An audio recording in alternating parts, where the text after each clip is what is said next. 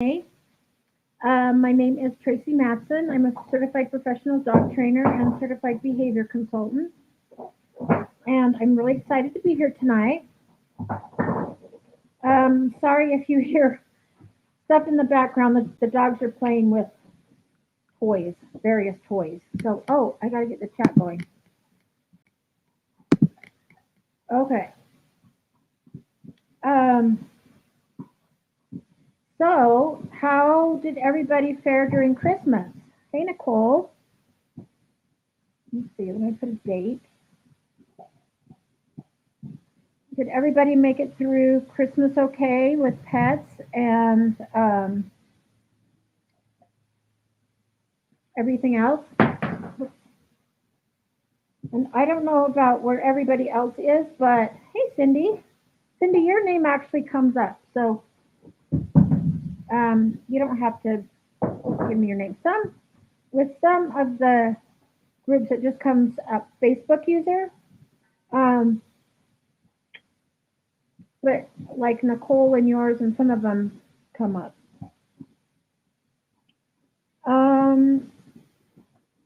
Let's see. And Cindy, you're Florida, right? If I remember right.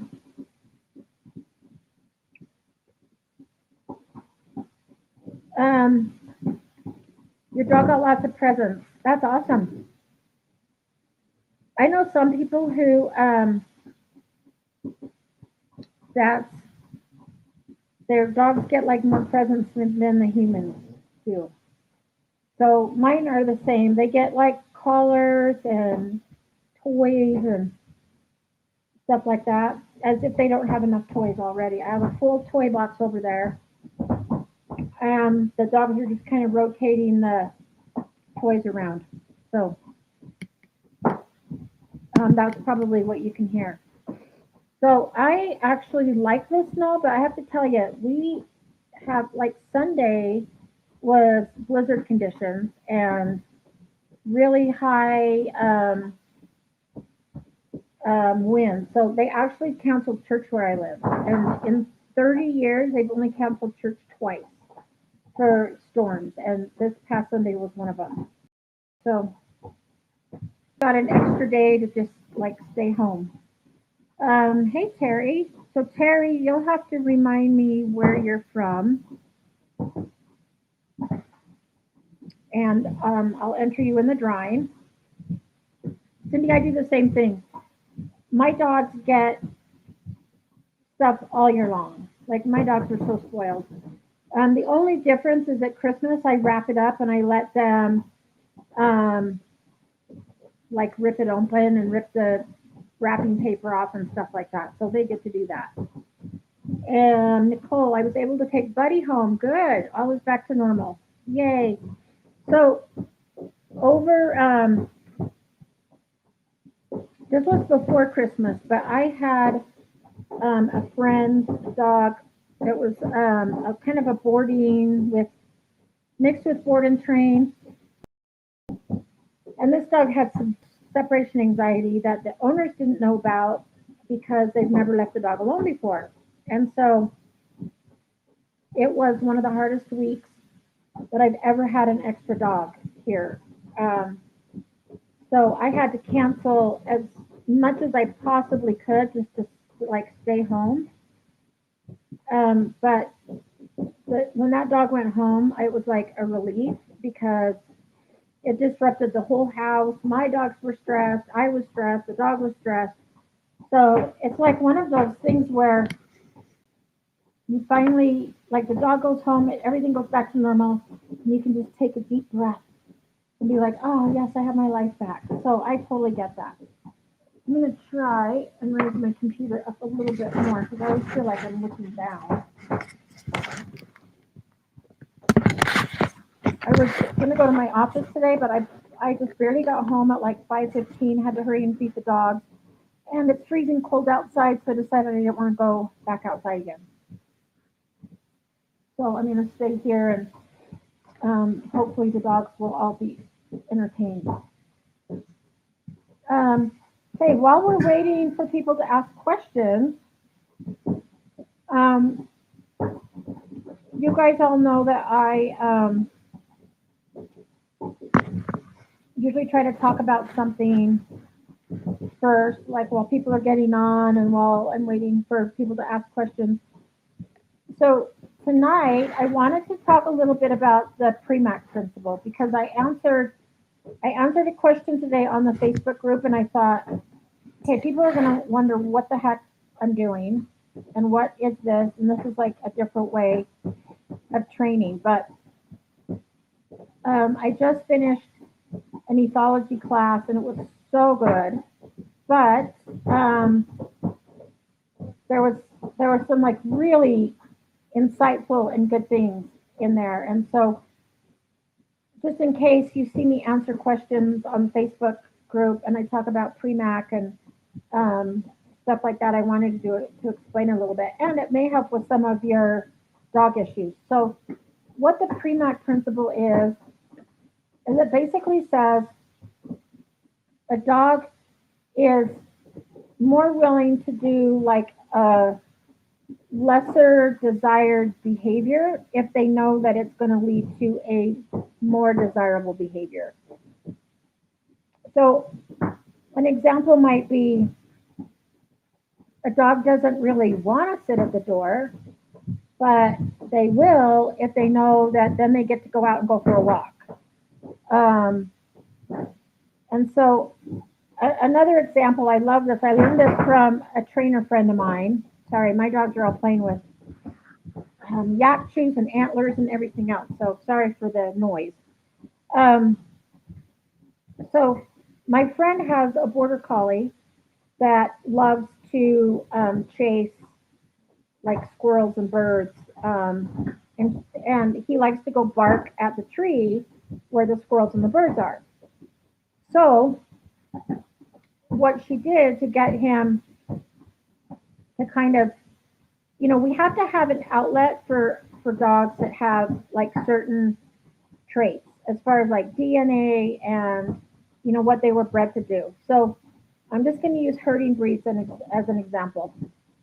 They are bred to herd like flocks of sheep or cows or something like that. Um, and so when people get like a cattle breed mixed puppy and then the dog starts to get older and then they complain that the dog is like nipping or trying to herd people. So what my friend did with this is she worked for 4 months on a really, really good solid recall. And then what she did is when her dog would go out and bark at the tree, like she would call the dog and her dog would come, which um, the dog would get rewarded for coming, but then he was released to go back and bark at the tree again, knowing that the birds and the squirrels are up in the tree and can't, the dog's not going to get them. So that's not the point is not to let the dog, actually get the animal, but at least like bark at it. So the lesser kind of behavior that the dog wants to do is like, I don't really want to come, but if I come, I get a reward, and then she would say, okay, go bark, and then the dog can go out and bark again. So I tried this with a client's dog who would get really reactive and start to pull around chipmunks and birds. So what I did is we would walk and I would ask him to sit and wait. And when he did that and showed like impulse control, then I said, okay, go bark. And then I allowed him to go to the base of the tree and bark. Um, and so, he showed the impulse control. He did the sit and the wait. And because he did that, then I let him go, um, like engage with the tree and bark at the chipmunk, so to speak. And when we do that several times, and then I would call him to me, he would get a reward, and then I would let him go back. And pretty soon, he lost interest in the chipmunk. And it's like, well, I can't catch it, and she has treats, so I'm just going to stay with her. So it does give the dog an outlet but it also teaches them behaviors like a good recall, things like that, because they get to engage in the thing that they want to engage in, like to a point. We don't want, any animals to get hurt or anything like that. But it's actually, it's kind of like, if you eat your vegetables, then you can have dessert. So it's like, if you do this, then I'll let you do this. So it's kind of like that. So does that make sense? You can do this a lot with dogs that were bred for certain things. So these guys are playing like musical um, yak trees and antlers. Um, so I will try to do that with dogs. Like, say you have a dog that is really excited on leash, and I see this a lot in the community. It's like, okay, there's a dog. I really, really, really, really want to go say hi to that dog, and I'm going to pull on the leash, and I'm going to see if I can pull my owner over there. So, like, I'll stop and say, oh, you know what? We're just going to hang out here for a minute, and as soon as you settle down and calm down, then I will let you go over and say hi to the dog, provided that the other dog is friendly and the owner says yes, they can meet. So pulling me towards that dog is not going to result in the dog getting to say hi, because we don't want to reinforce that behavior of pulling and lunging and barking. But if you just stand and hang out with me and chill out for a minute, which the dog doesn't really want to do, but with a lot of repetition, they learn, okay, if I'm calm and I get to, if I'm calm and hang out, then I get to meet the dog. So it's kind of a different way to look at it, and it really works. Nicole, I've done that with Moose and didn't even know that's what it was called. Awesome. Let me know. Hey, Brian and Renee. Nicole, let me know like how you did it, because I would be interested in hearing like what situation you did it with. I answered that with somebody's on somebody's Facebook question, and I thought, oh, if people don't understand this, they're going to think, okay, she's actually telling me to allow my dog to do something that I don't want the dog to do. But by allowing it within reason, you're giving the dog an outlet, and you're letting them do the things that they were bred to do. But it's like, provided you come back to me, or you chill, or you hang out, and then you get to do it. I'm just writing Brian and Renee down. So I hope that makes sense. And I thought, oh, I hope I don't get like turned in my answer because somebody thinks that it's like not legit, but it is. Um, so yeah, when we get certified in through the organizations that I'm certified through, on our test, there's a lot of stuff about the Premack Principle on there. And it's powerful, like it's so good. So like another example would be Jade. My dog loves to sniff. And I told you before, when I let her outside from my office, she runs to the back and wants to sniff. And I call it like she's on Facebook.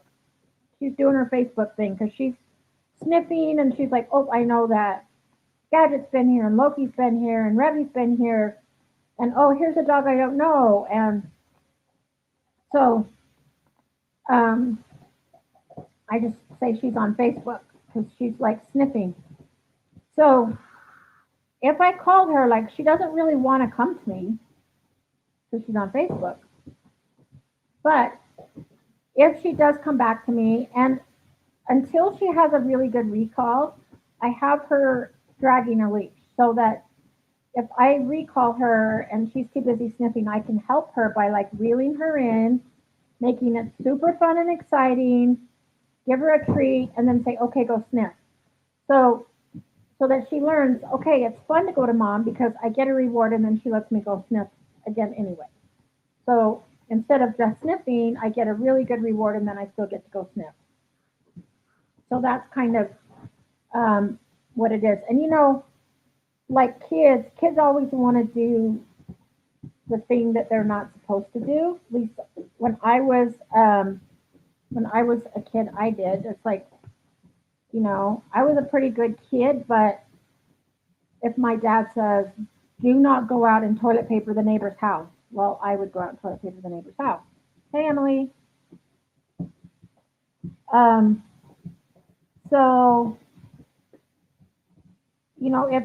if you restrict dogs from doing what they were bred to do, then it becomes more frustrating for them because they can't do that thing that they were bred to do.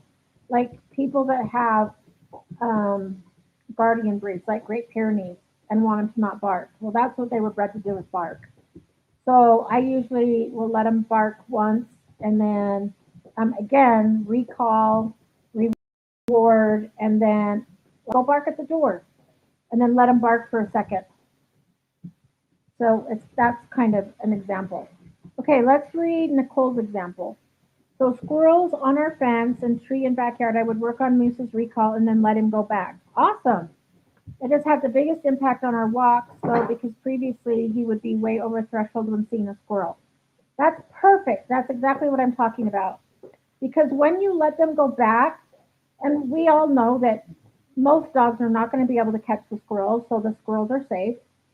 But because they do get to um, engage in that behavior, then it really lowers their threshold. And then they're like, yeah, I don't really care about the squirrel.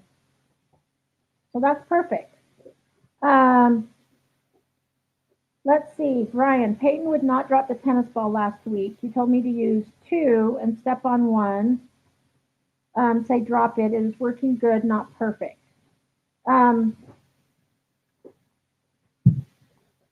Okay, let's think of what else you could try. So what part is not working? Is it so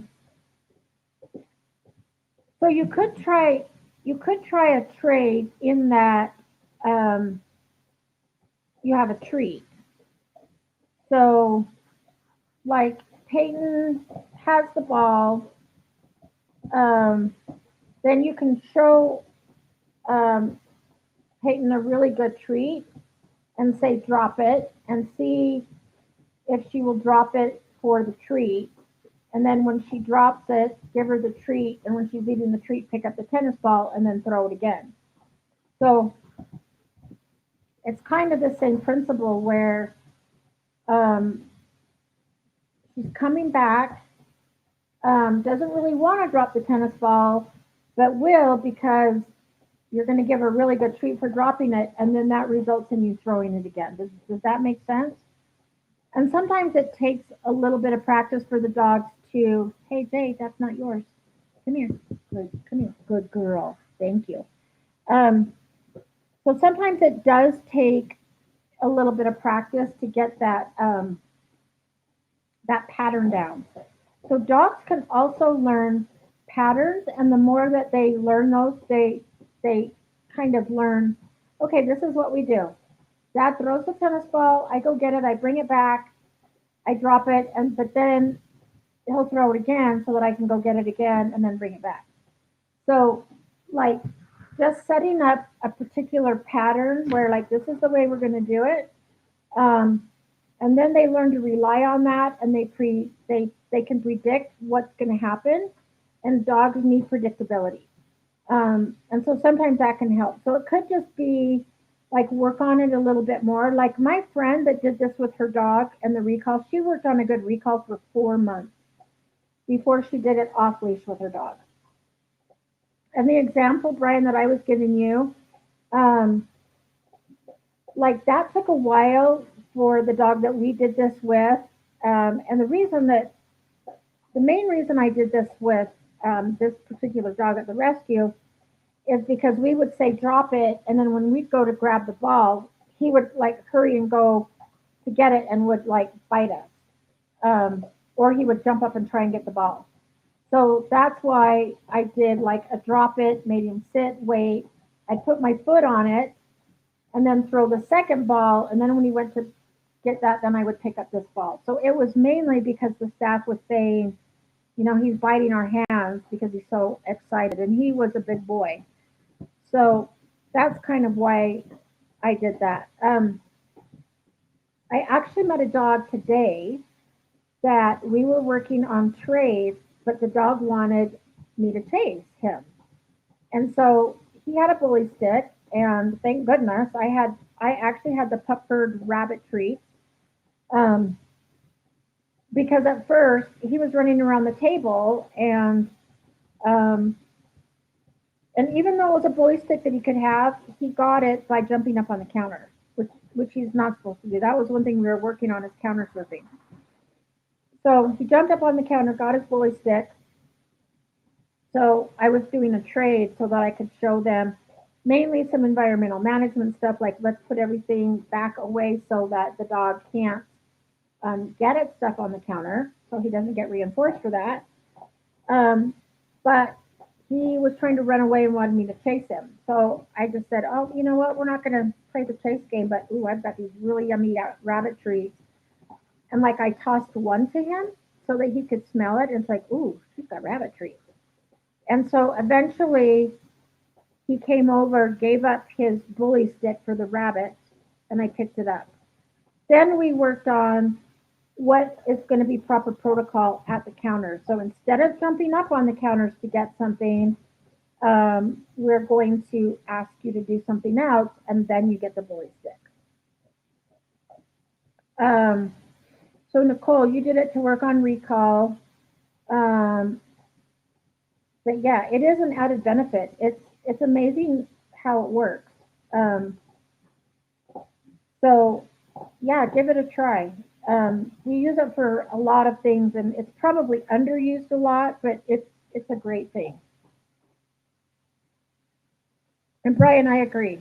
It does just take time. And again, the more repetition that you do, the more that predictability and that pattern is going to build up, and then it's just going to become like natural.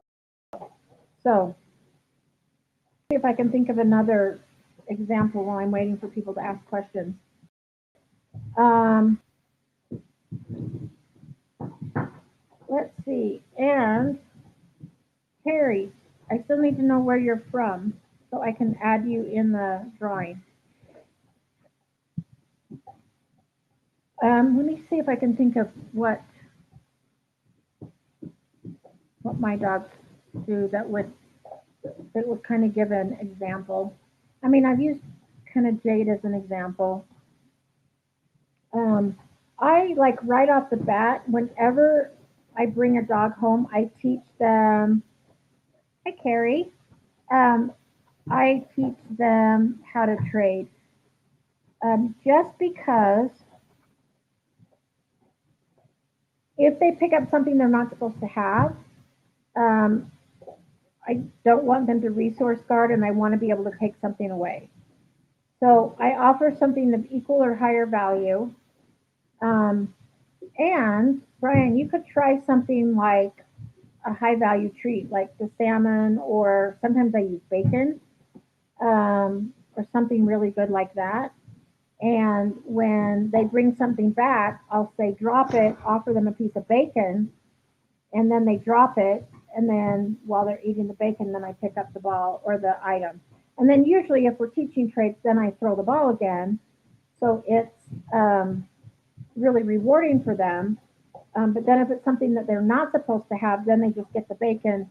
But then I give them something else, like, okay, you can't chew on my calendar because I really need that, but here is a toy you can chew on, which I'm targeting Willy Wonka right now because he likes to chew wood, um, anything wood. My coffee table, um, my I have a wood burning stove, so I have kindling in here. He chewed up a corner of one of my calendars that's cardboardy. Um, So one thing that I did with him, and this isn't necessarily Premax, but it's enrichment. So I thought, okay, he loves to chew on wood. So I made him an enrichment box. What are you doing? Oh my goodness. I don't know what he got into, but he just made a mess. Um, so I made him an enrichment box, which was basically um, a cereal box. I put peanut butter in it and then threw some kibble and treats in it, taped up the end, and gave it to him. And I let him shred the box. He had so much fun shredding it. And since I've given him that outlet, he has stopped chewing on stuff he's not supposed to have. The other day, um, I gave, well, I got an order, like I use Young Living essential oils, if anybody's heard of them. And they put the oils in this like tube. It's almost like a paper towel kind of holder, or the paper towel roll, only it's a lot thicker. And normally I would recycle that. And I'm like, oh, I wonder if Willie will chew on this. So I gave it to him, and he's like, oh, cool. And he laid down and chewed on that thing for an hour. So he didn't consume it. He just chewed on it, ripped it up, um, and that was a good outlet for him. I have to see what he's chewing on. Hold on just a second. What on earth?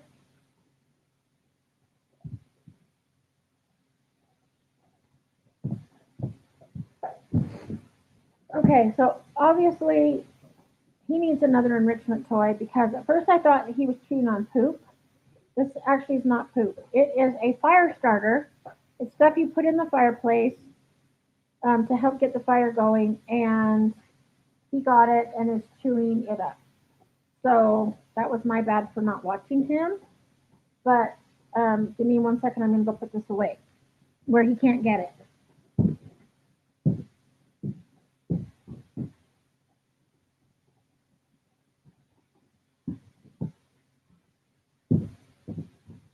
Really, you're not supposed to have that.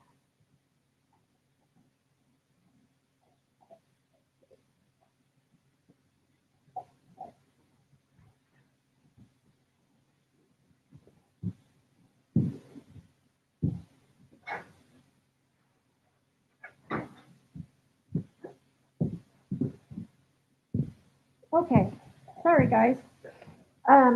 See, even trainers' houses are chaotic sometimes. I just don't know that that's the best thing for him to be consuming. With that, he wasn't just chewing it up, but he was like consuming it. So I had to get it away from him and clean up as much as I could. Up until just right now, he actually hasn't tried to eat anything that he's not supposed to have because we've been doing enrichment boxes. And then I guess I spoke too soon because I look over at first, I thought he was eating poop. So it looked like that was a lot of poop. So it was my fire starter stuff. So yeah, I guess he needs another box. Um, okay, does anybody have any questions? It's Q&A night. I don't have anything else to talk about. Oh, hey, Karen. Whoops.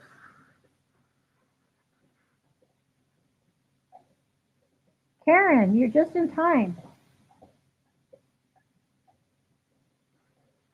to ask a question. We've been talking about Premack Principle. We've been talking about um, just other general stuff, but so far, we've been talking about trays, like when your dog has something that they're not supposed to have. Um, and then my foster dog just got a big chunk of stuff that I used to start fires in my wood burning stove, and he was chewing it up. You're not supposed to eat that stuff. That icky. Yeah, that's not good for you. Don't eat that, okay? So I just took it away from him. But I have been giving him some enrichment boxes and cardboard stuff to chew on, which he loves. But apparently, he found something else. Um, Well, if nobody has any questions, tell me like how your Christmas was. If you did anything fun with your dogs during the holidays, what you're going to do for New Year's, um, and with your dogs. Um, oh, cedar starters. Yeah, these aren't cedar. I'm not exactly sure what they are, but it's definitely like when I get off here, I'm going to have to get the shop back and clean up all the crumbs because he made a freaking mess. Um,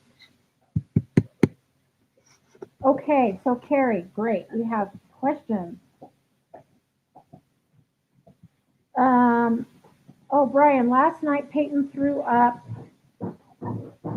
4 a.m. Think it might have been yak cheese. Is that like from a yak chew?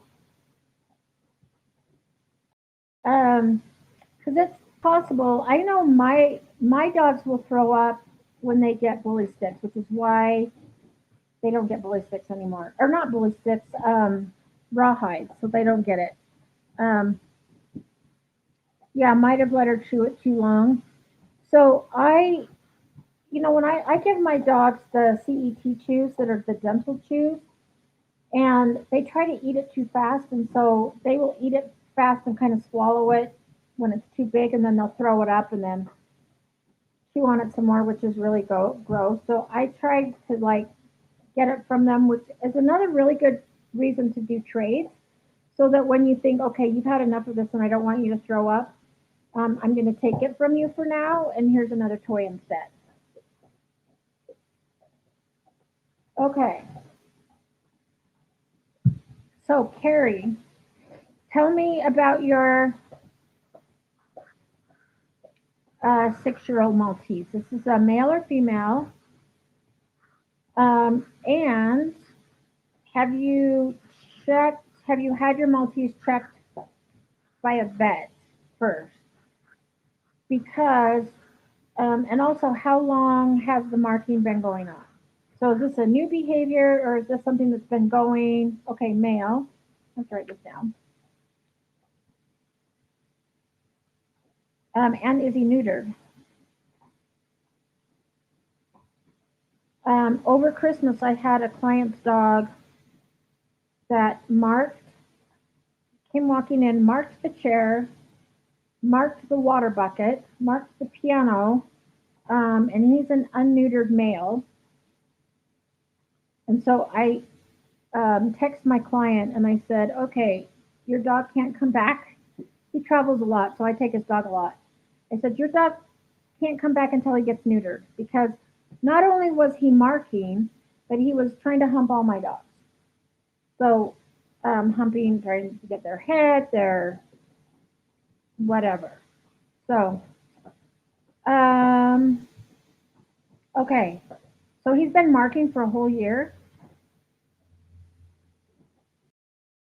Okay, and then he started marking when my old doodle marked before he died. So yeah, sometimes things can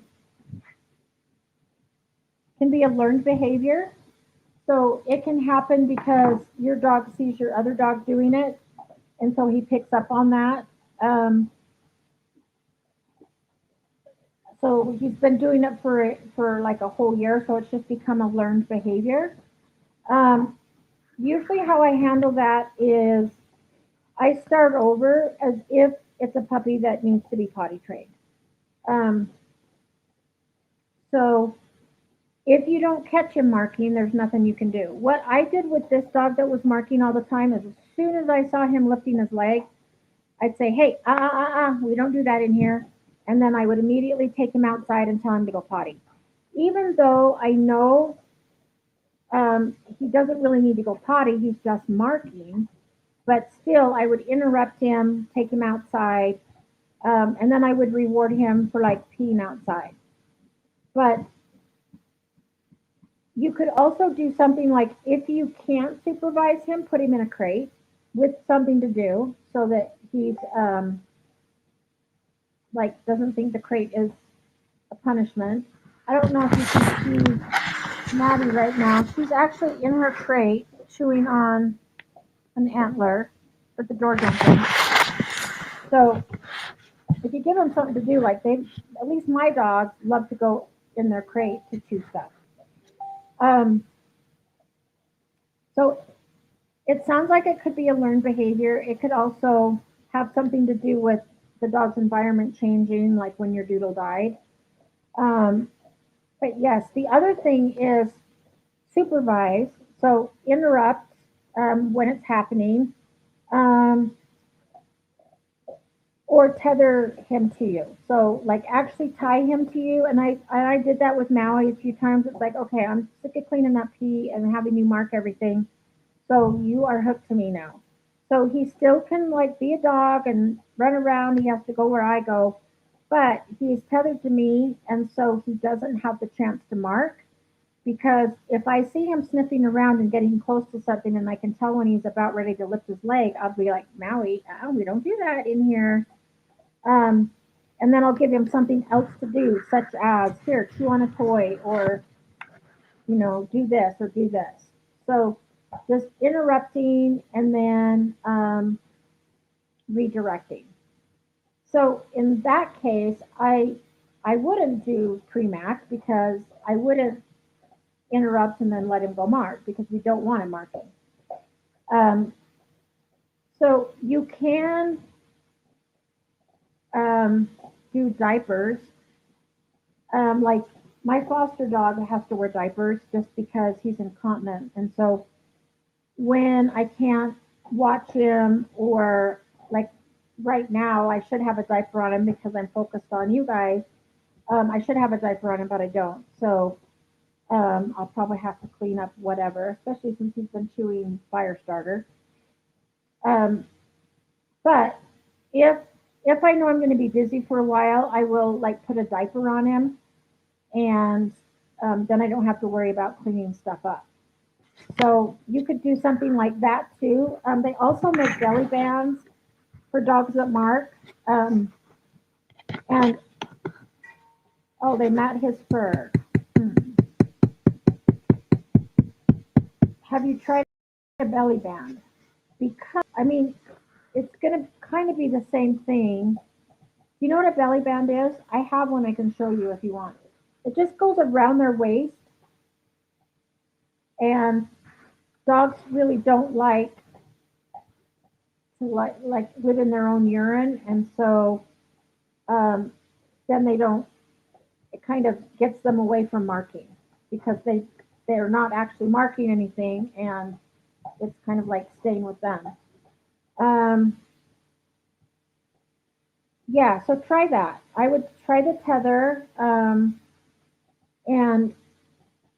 then if you think he's about ready to mark, and then you say, oh, what are you doing? We don't do that in here. And if he chooses not to mark, then reward him. So make sure that you reward him when he chooses not to mark. So we're catching that behavior, and then you're rewarding it. Does that make sense? But you do have to have a lot of like supervision, and yes, I would tether, and then you can like reward anything other than that. Like let's say he chooses to go over to a bed and lay down instead, or he chooses to just sniff a chair, like he sniffs the chair, and then if you say, oh, what are you doing? And he chooses to come over to you or chooses not to mark, I would reward him for that. So, because remember that behavior that is reinforced will continue.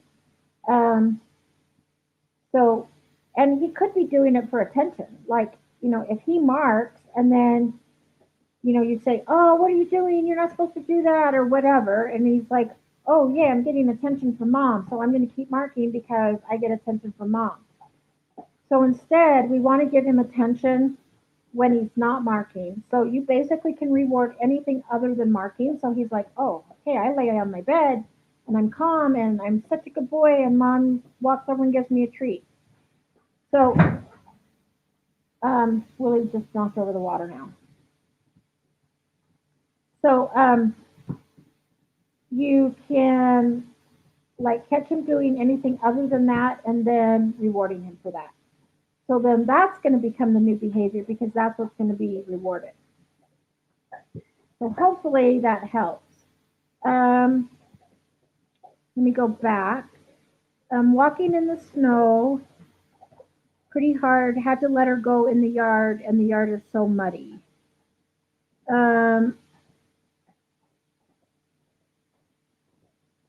Oh yeah, you mean with the ball and stuff? Trading in the. I'm not exactly sure what your question is, or if we're talking about like the trading with the ball and being in the snow. I know we have a ton of snow right now. We've probably got 2 feet since Christmas, and it's still snowing. Um, yeah, expand on that a little bit more, Brian, if you have a question. I'm not exactly sure what that means. But I get it. Spring around here is awful because it's super muddy. And Renee, I don't know the difference of the brands of Himalayan yak chews. I've used the Pupford ones, which I think are really good, and I've used ones on Amazon. Um, I tend to like the bigger ones that last longer. There are some like smaller ones, but since I have super chewers, I like the bigger ones. But yeah, honestly, um, I don't know about quality difference with brands. I've never had my dogs throw up from yak chews, but I have from um, um, oh, rawhide. But that was like I don't normally give my dog rawhides, but sometimes like my well-meaning mom will give them rawhides for Christmas, and I'm like, oh, they kind of can't have these, but I don't want to hurt her feelings, so I will give them one while she's around so she can see them chewing, and then I'll take them away or take them back before that they swallow them whole and throw up.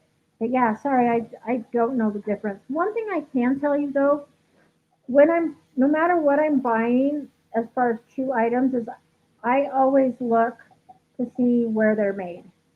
So I know we have a lot of Pupford people from all over the world, but I've had vets tell me that if things are made in like Uruguay or South America, places like that, that they're not as good a quality. And I don't know if there's another ingredient that they put in, but I always look.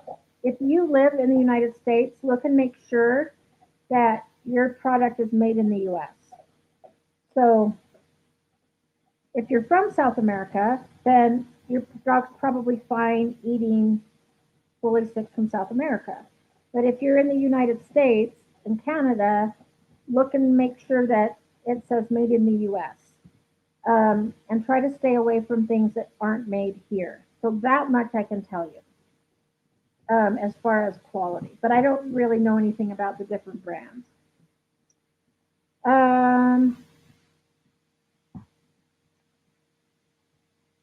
Oh, just going potty. Yeah, I get that. Well, and Willie doesn't really want to go outside and potty in the snow, so he just chooses to do it inside, which means he wears diapers more often than not. Because I get tired of cleaning these up. But right now we have so much snow that it will probably be spring before I see mud. Um, Carrie, I'm the exact same way.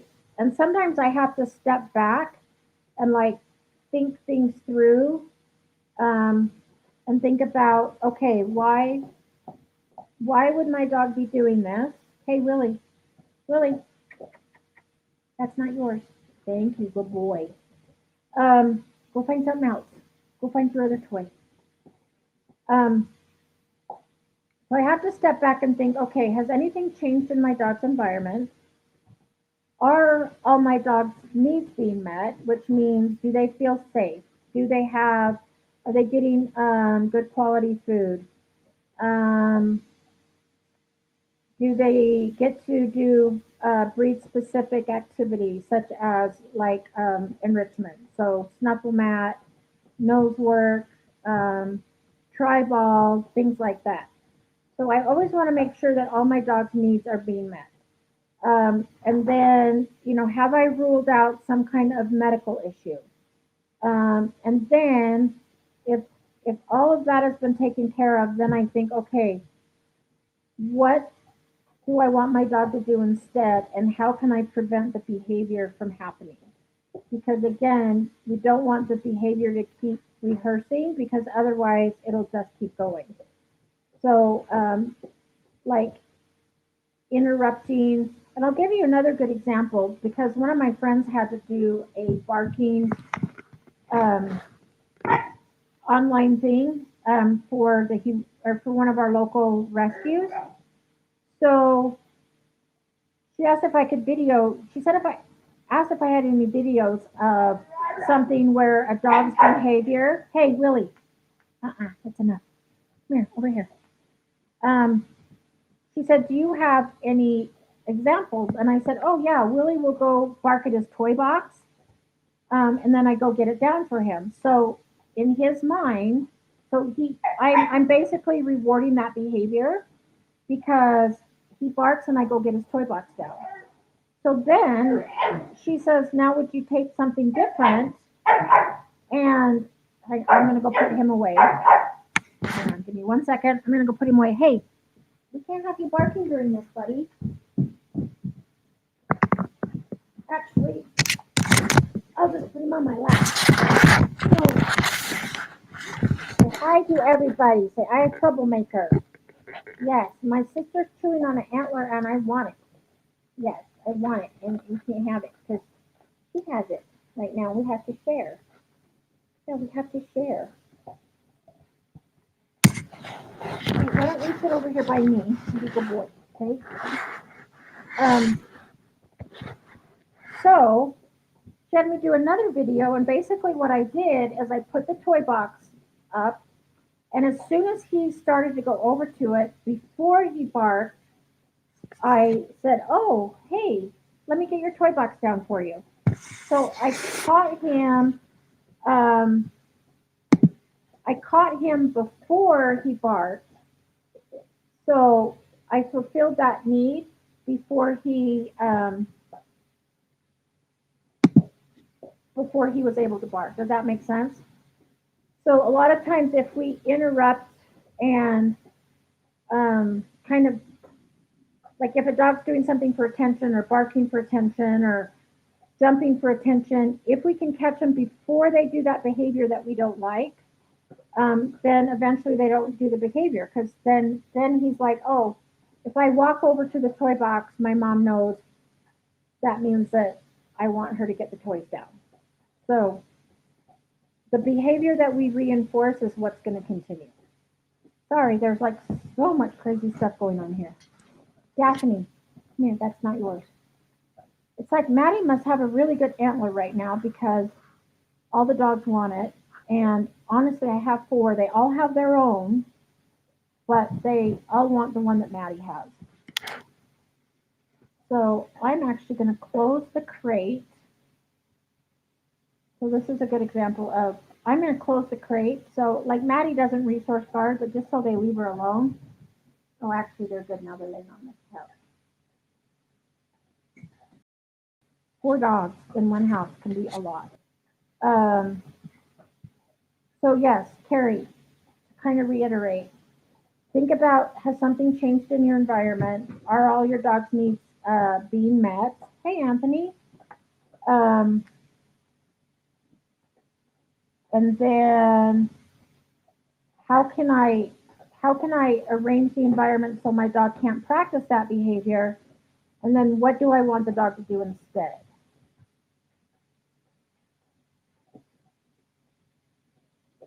California. Okay. We've never bought Peyton antlers. I worry about them splintering.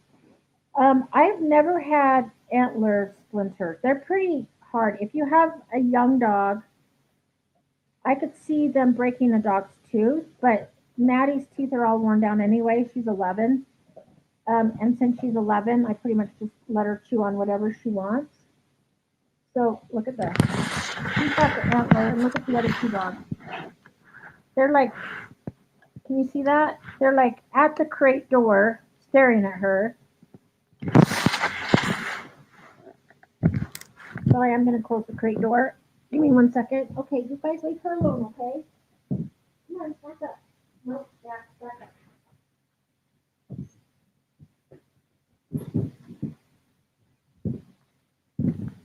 So what I did was basically close the crate door so um, they can't bug her. So that was an easy fix. Now hopefully they don't bark at her through the crate. Usually they're like really calm when I do these at home, but tonight they're like on one. Probably because I've been gone all day. So um, we haven't done their enrichment yet, and I just basically came home, fed them dinner, and jumped on here. So I haven't spent a lot of time with these guys today, and you can tell because they're all crazy. Um, another thing, Renee, and I don't know if I have one handy, but I have bought those because all my dogs like to chew on wood for some reason. I know a lot of dogs like to chew on wood and wood chips and bark and stuff like that. So Nylabone makes a, a chew item that is made of wood, but it doesn't splinter. So it's kind of just like a Nylabone where they can chew on it, but it doesn't break, it doesn't splinter. But I think to the dog it smells and tastes like wood. Um, and I've had really good luck with those with my dogs like liking to chew on them. So you might try those as well because that's they're not going to throw it up because they don't actually consume it. They just chew on it. It's just a chew toy, basically. I have to see. Really just grabbed something else. Had to see what he had. Okay, let's see. Oh, you're welcome. Okay, if we don't have any questions, we'll do a drawing, and then we'll be done early tonight. Oh, Renee, also, my dogs love the ones from Pupford, and they've never thrown those up. Well, my dogs don't usually throw up yak chews, but they love the yak chews, and I've never had any problems with them. So, and I trust their products and that their products are good. So I think you would be okay with those. Sometimes when you order stuff on Amazon, I don't know if it always says where they're made. I think they do and it should, but I usually just get mine from Pupford now just because I just know I can trust it and it's going to be okay. Okay, you guys ready to do a drawing?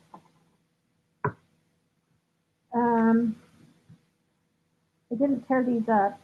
You know what I should do is since we have most the same people every week, I should just keep your names um, and then I can just keep putting them in the bowl for Jay to draw. But I'll just draw it tonight since I'm trying to like keep these guys as calm as possible.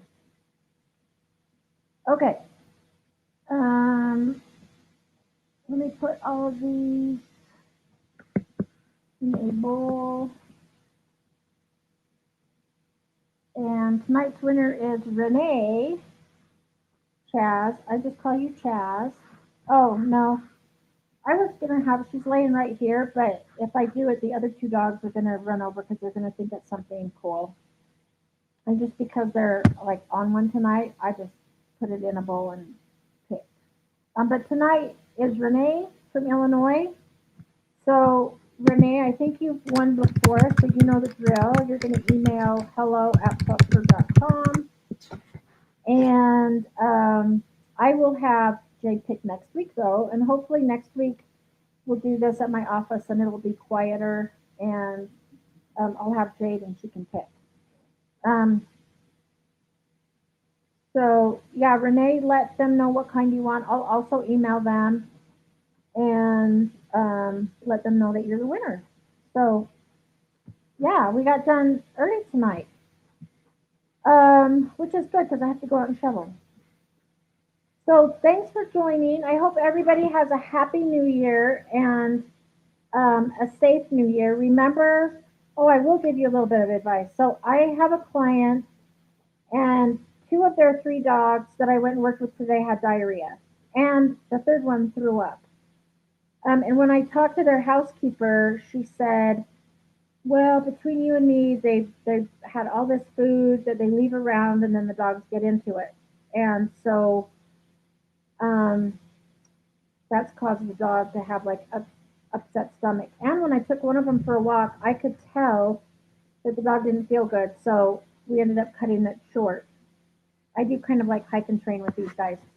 So for New Year's, when you have all your snacks, um, put your dogs like in a crate with something to do. If you're going to have a party or something, like give your dog something to do in their own safe spot. Or if you have food around, make sure that you pick it up and don't have it laying around so that your dogs don't consume it and get sick. So that's my New Year's advice. Everybody have a great New Year.